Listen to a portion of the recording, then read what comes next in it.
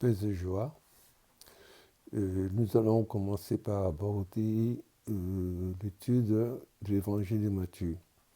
Mais au cours de notre cheminement, nous n'aurons pas abordé les 4 premiers chapitres de Matthieu et les 3 derniers chapitres. Donc, nous allons démarrer par rapport à la lecture que l'Église propose à partir du chapitre 5. Mais il est quand même important de vous donner un plan détaillé. Ce plan, nous l'avons tiré de la Bible de Jérusalem pour bien comprendre quand même l'évangile de Matthieu. Alors, donc en fait, si vous voulez, il y a 7 grands titres selon la Bible de Jérusalem. Donc, le premier titre, c'est la naissance et l'enfance de Jésus, qui concerne le chapitre 1 et le chapitre 2. Dans le chapitre 1, la première partie concerne l'arbre généalogique de Jésus. Finalement, il y a 52 générations avec 14 générations d'Abraham à David, le roi David. Ensuite, il y a 14 générations de David à la déportation. Ensuite, il y a 14 générations de retour de la déportation à Jésus. Donc ça fait 52 générations. Donc d'Abraham à Jésus, il y a 52 générations. Toujours dans le chapitre 1er, la deuxième partie, c'est qu'on trouve Joseph qui assume la paternité de Jésus. Vous savez que Joseph voulait répudier Marie secrètement. L'ange lui est apparu pour lui dire que l'enfant qu'il porte vient de l'Esprit Saint. D'ailleurs, il a dit, c'est toujours l'ange Gabriel qui est aussi apparu à Marie, qui dit à Joseph, cet enfant, vous lui donnerez le nom de Jésus, c'est-à-dire Dieu sauve. C'est lui qui va sauver son peuple. Il va prendre tous les péchés de son peuple. Voilà.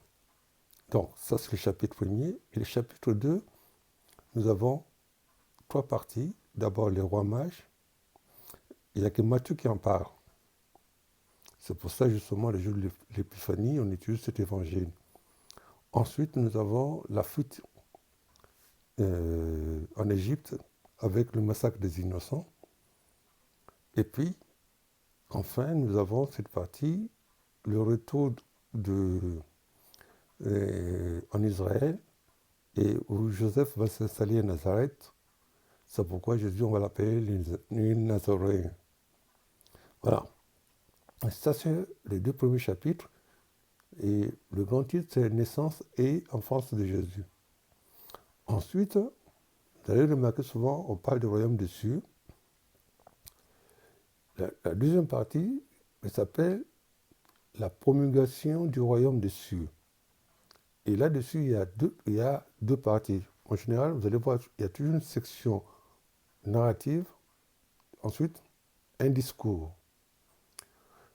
Alors, le chapitre 3 et 4, on n'en parlera pas, qui est la section narrative. Mais c'est quand même important de savoir qu'est-ce qui est dans le chapitre 3 et 4.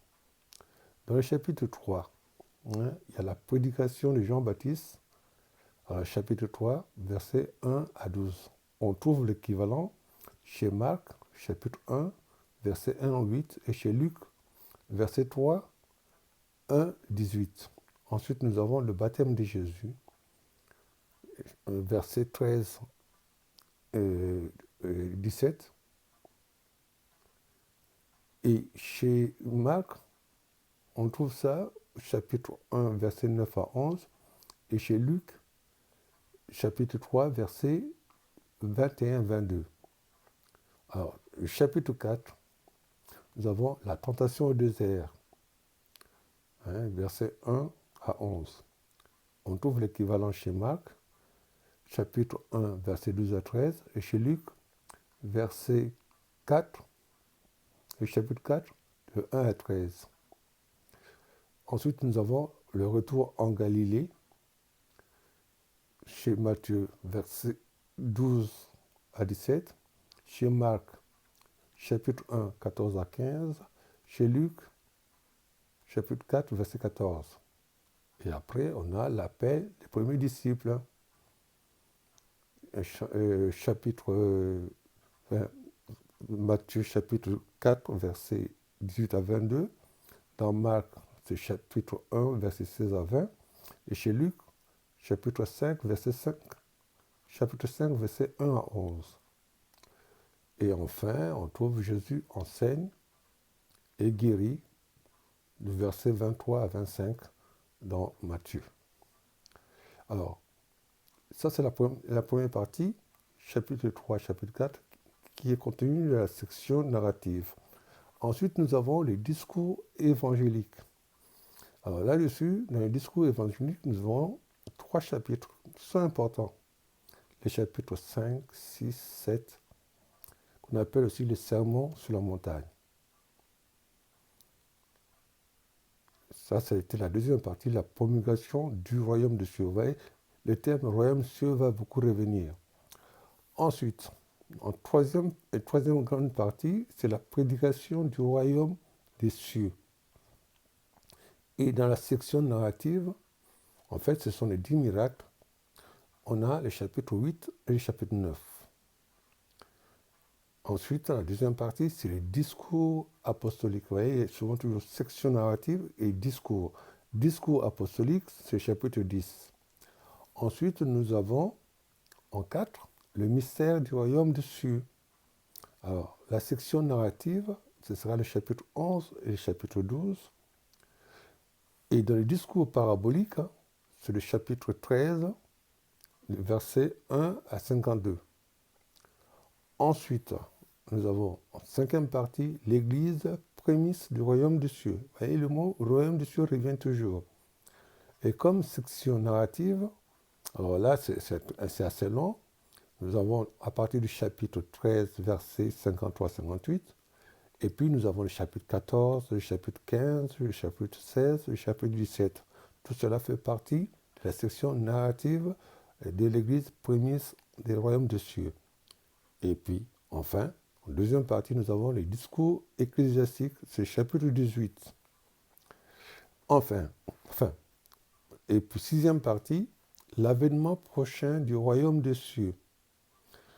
Nous avons comme section narrative le chapitre 19, le chapitre 20, le chapitre 21, le chapitre 22, le chapitre 23. Et pour terminer, nous avons les discours eschatologiques, chapitre 24 et 25. Enfin, pour terminer cet évangile, nous avons en 7 la passion et la résurrection, que nous n'allons pas étudier.